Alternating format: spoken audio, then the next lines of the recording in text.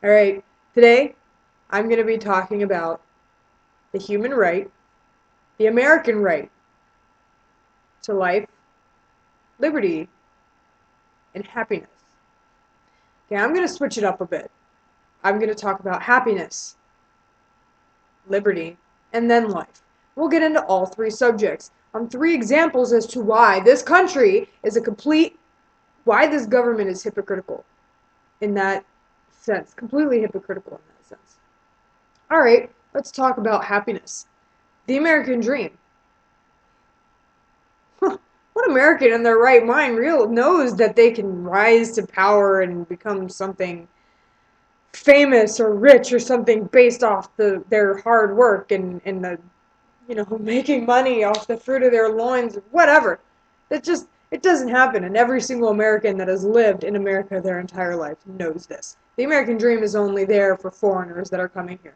The American dream is only possible for foreigners. So therefore, that's out of the question. We give out more handouts to foreigners. If you want tuition assistance, I already talked about this in my first video. Tuition assistance is no longer granted to veterans and those in the military.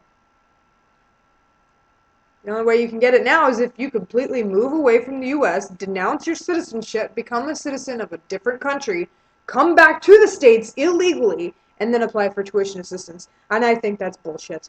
Why are my taxes going to pay for all these other people?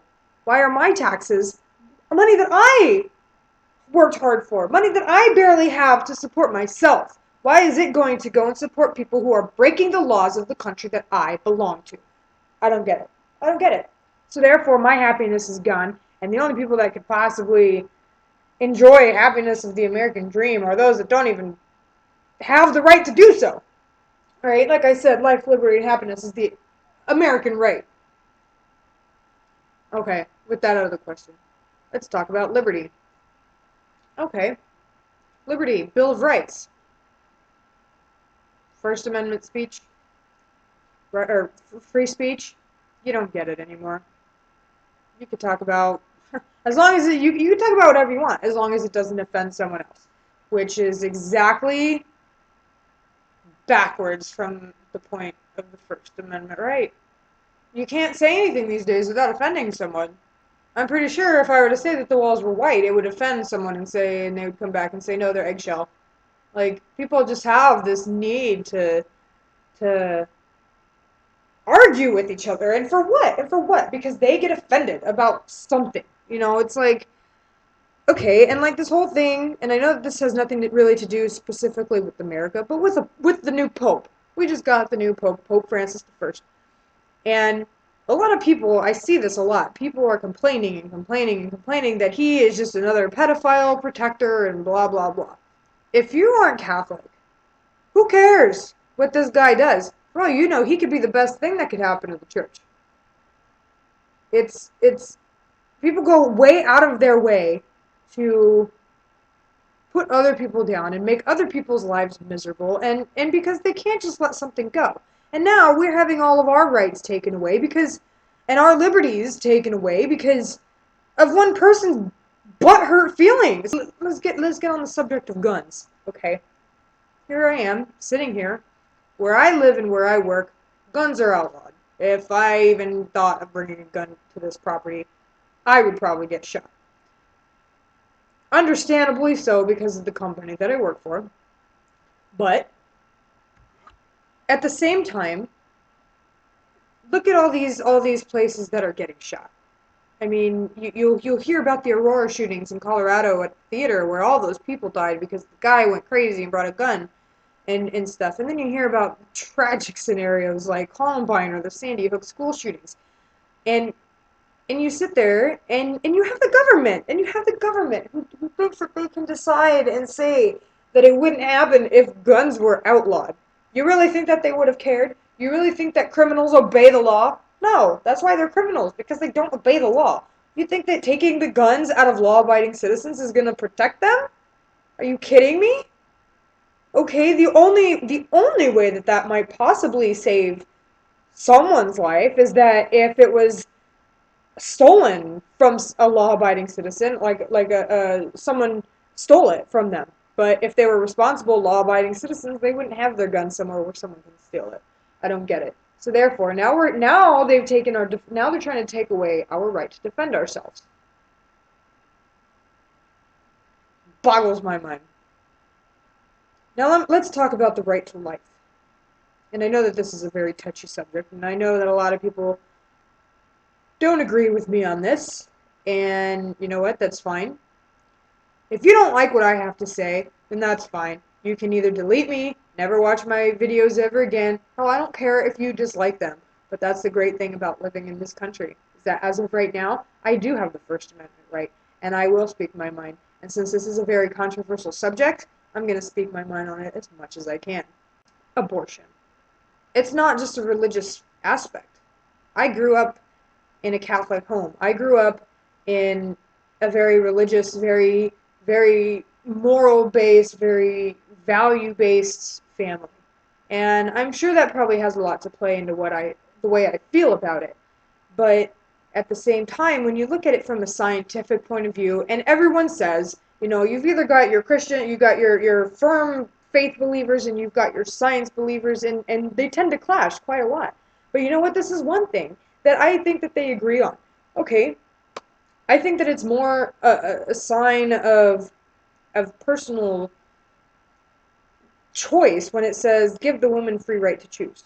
We're in science, okay? Sure, we're physically capable of doing it, but why should we sit there and abort babies, but go so far out of our way to protect, you know, a almost endangered species of bird or something? I mean, it's not like these 2,000 birds that are on an endangered list are really going to change the way that the ecological system of the planet works if they die out. Science has proven that there are heart waves, that there are brain waves in a heartbeat as early as 6 weeks gestation. A lot of women don't even know they're pregnant yet at that point. That brain waves, there's some sort of electronic pulses going through that little tiny embryo's head section that say that it is alive, and there's some sort of brain activity. How do you know that that brain activity isn't love for its mother, or pain, or the warmth, or how do you don't know? And that science is on its way. It's on its way. We're getting there. But another thing that I don't understand is people say, oh, well, you know, at that point, that brainwave probably isn't pain, and so they can't feel it, so what's the point? And at that point, an embryo is just a parasitic style, it's a parasite, it really is, because it's living off of its mother. Um, and it obviously can't function on its own, but so what? I mean, so is everything.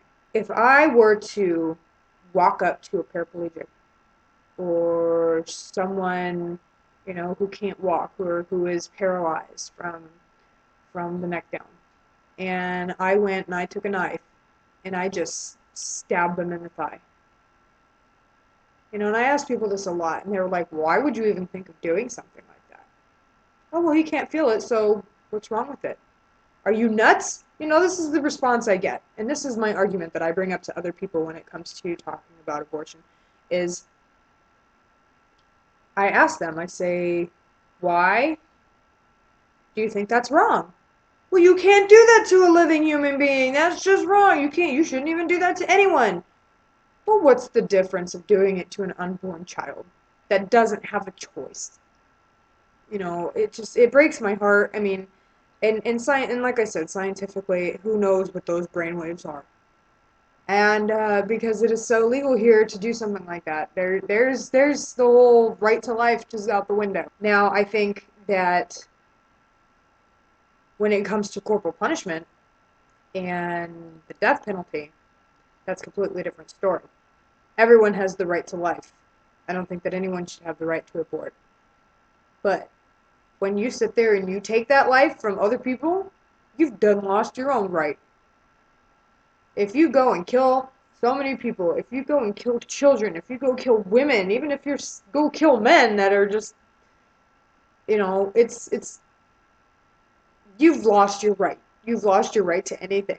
You've taken what's the most precious thing that you can from anyone. And therefore I think you've lost it yourself. It's that simple. It really I don't really see why it's so hard for people to understand and have an open mind about the other view. And I've often, I've often told myself, and I'm 25. I'm almost 20. I'll be 26 in 6 months. And I've often told myself, well, what if I get pregnant and I'm not ready? Is it something that I would be able to do to have an abortion because it's an inconvenience to my life? I'm not ready to have kids right now. And of course, it probably is something that goes through everyone's mind.